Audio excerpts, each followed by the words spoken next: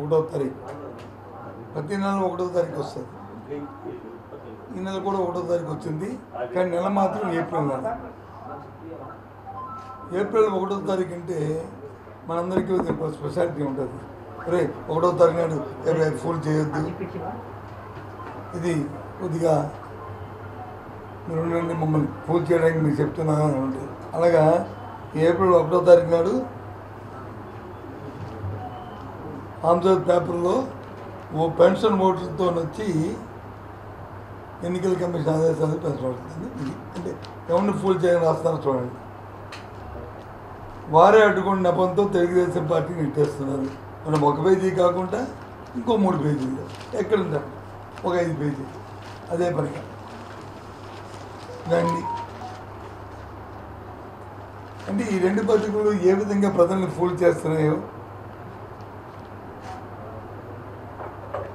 ఏ విధంగా ఐటీని పెట్టి చేస్తున్నారో ఒకసారి ఆలోచించేయండి.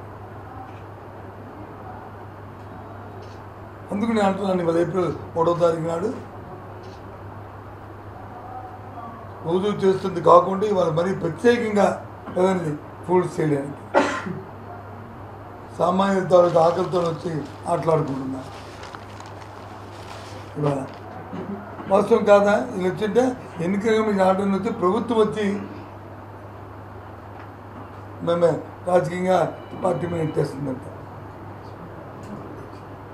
ఆలోచించండి, ఎవరు ఎన్నికల కమిషన్కి ఏ వ్యక్తులు వెళ్ళారు, వాళ్ళ పురపరాలు ఏంటి, వాళ్ళు తెలుగుదేశం పార్టీ చంద్రబాబు నాయుడుతో ఉన్న సంబంధాలు ఏంటి ఆలోచించేయండి. సిటిజన్స్ ఫర్ డెమోక్రసీ అని ఈ మధ్య ఒక 5 కలిసి పెట్టారు. హెడెడ్ బై నిమ్మగడ్డ రమేష్,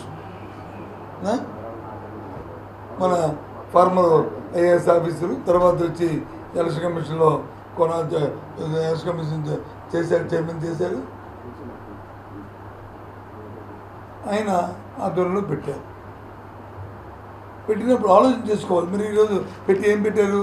వాలంటీర్లతో పెన్షన్లు పంచడానికి వీల్లేదు.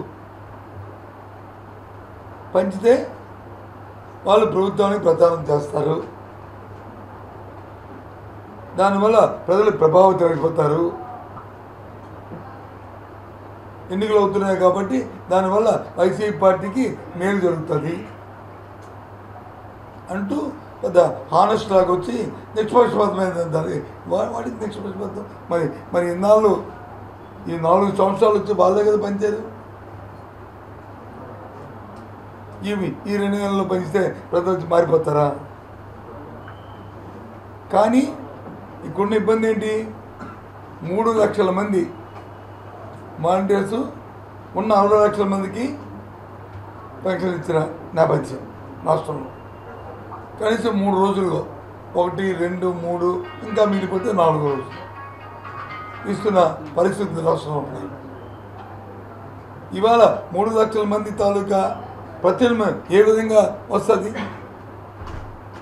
ఏ విధంగా జరుగుతుంది అంటే దీన్ని బట్టి బ్యాక్గ్రౌండ్ ఏంటి? ఇంతకుముందు ఏదైతే పంచాయతీ ఆఫీస్కి వెళ్ళి పెన్షన్ తెచ్చుకోవాలో, ఇంతకుముందు ఏదైతే ఆ విఆర్ఓ ఇంటి చుట్టూ తిరిగి పెన్షన్ తెచ్చుకోవాలో, ఏదైతే జన్మభూమి కమిటీ ఉన్నప్పుడు వాళ్ళకి తొలవ పొలం ఇచ్చుకొని పెన్షన్ తెచ్చుకోవాలో, మళ్ళీ అవినీతి కార్యక్రమాలని, మళ్ళీ ఆ విధమైన శ్రమని, ఆ విధమైన ఇబ్బందిని, అది విధానం తెలుగుదేశం. ఆ విధానాన్ని మళ్ళీ ఇప్పుడు ఎన్నికలు ఇంకా అవకంటే వాళ్ళ విధానం ప్రవేశపెట్టింది. ఇది మోసం కాదా?